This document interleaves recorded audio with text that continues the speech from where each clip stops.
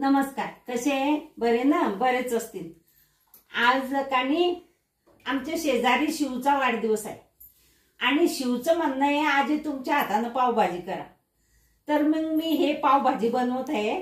त्या पावभाजीसाठी मी हे बटाटे घेतले, एवढे गाजर घेतले आणि हे टमाटे घेतले, ही गोबी घेतली आणि ही शिमला मिरची घेतली। तर आता आपण पावभाजी बनवू। तर कुकर ठेवला आहे, कुकर तपला आहे। आता कुकर मध्ये तेल टाकू।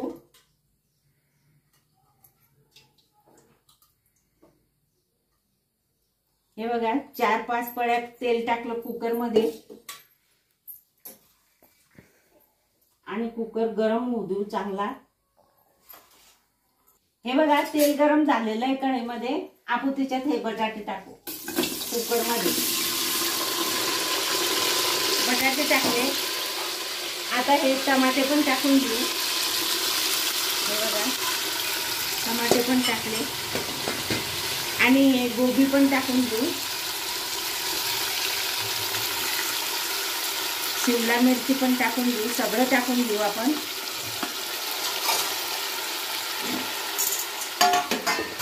हे गाजर आहे हे पण टाकून घेऊ।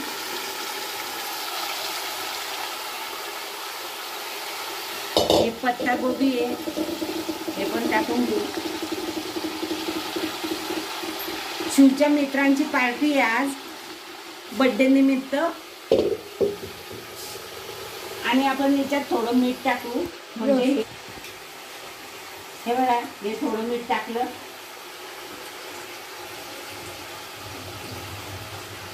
आणि याला 1 मिनिट हलवून घेऊ।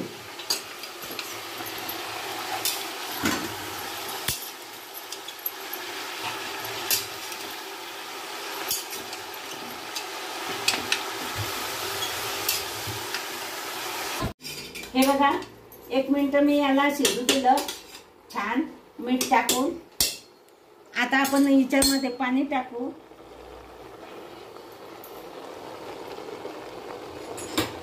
याच्यामध्ये गरम पाणी केलेलं आहे मी लवकर होण्यासाठी। तर हे गरम पाणी टाकू। हे बघा पाणी जास्त टाकायचं नाही, भाजीच्या वर पाणी येईन एवढंच पाणी टाकायचं। एवढं पाणी पुरे झालं। आता आपण आता थोडं हलवून घेऊ आणखी पाणी टाकल्यावर आणि याचं झाकण लावून घेऊ। याचे 3-4 शिट्या घेऊ मस्त।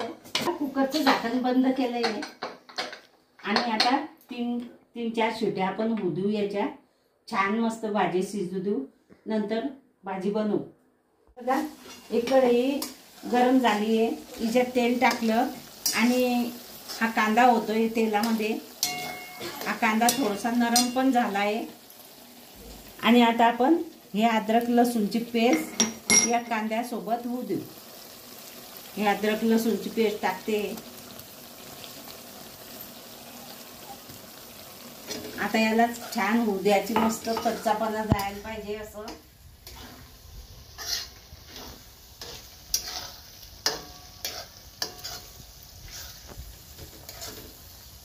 बघा कांदा छान झालेला आहे, याच्यामध्ये अद्रक लसूण पण मस्त होऊन गेला आहे। आता आपण याच्यामध्ये हे मसाला टाकू। हे बघा ही चटणी आहे, साधी चटणी आणि हे धनेपूड आहे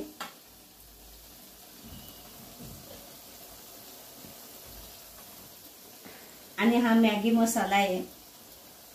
हे बघा हा सगळा मॅगी मसाला आहे आणि हे हळद आहे। हे याच्यात टाकलं सगळं आणि हे एकजीव करू छान।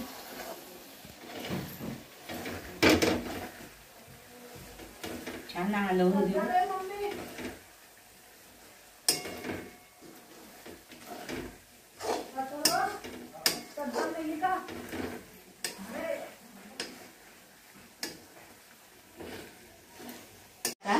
मस्त कलर आलाय। आता आपण याच्यामध्ये थोडं पाणी टाकू आणि पाण्यामध्ये शिजू देऊ अजून। हे बघा थोडं पाणी टाकलं। आता याला होऊ देऊ चांगलं मस्त, आणि तोपर्यंत हा कुकर उघडू किंवा आता बंद केलेला आहे. हा कुकर खाली उतरू.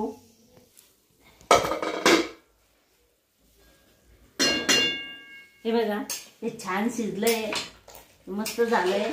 आता आपण या परातमध्ये काढून घेऊया आणि यानं मस्त मॅच करून घेऊ.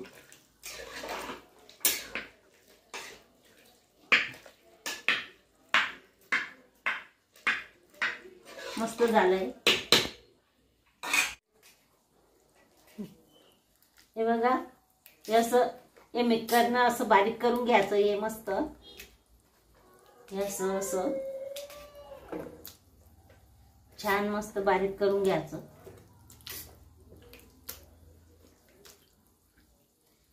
इकडे मसाला शिजतोय छान. आता हे बारीक झालं का त्याच्यात टाकून घ्यायचं, आणि हे काही मावणार नाही त्याच्यामध्ये. ते कढई बदलवणं पडेल, पातेल्यात टाकणं पडेल.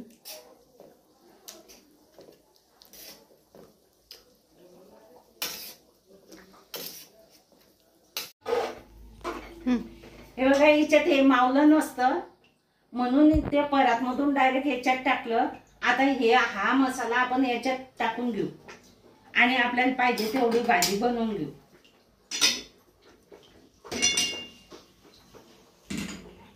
ही भाजी आता तयार झाली. याच्यात मीठ टाकायचं आहे. 2-3 उकळ्या आल्या की भाजी तयार होईल. असं अंदाजे मीठ टाकते मी.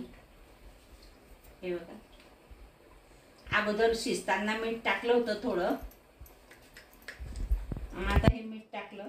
आता हे पाणी कढईमध्ये गरम होते. कढई धुवून आता हे पाण्याला उकळी आली की हे पाणी पण याच्यात टाकून देऊ आणि थोडा वेळ भाजी मस्त झाकण ठेवून शिजवून देऊ.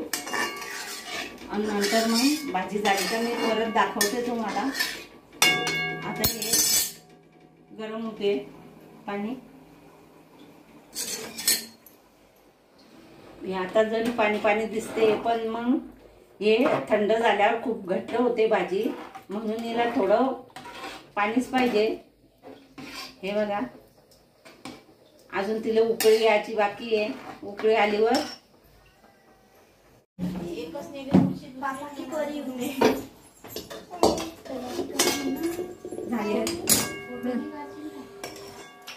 हे बघा, हे अशा प्रकारे मी अशी भाजी बनवून दाखवली तुम्हाला. हे बघा मस्त. अजून हे थंडी झाल्यावर खूपच घट्ट होईल म्हणून थोडी आता पातळच दिसेल तुम्हाला. पण ही भाजी खूप टेस्टी झाली आहे, खूप चांगली केली आहे आणि शिवची पार्टी मस्त होणार आहे छान.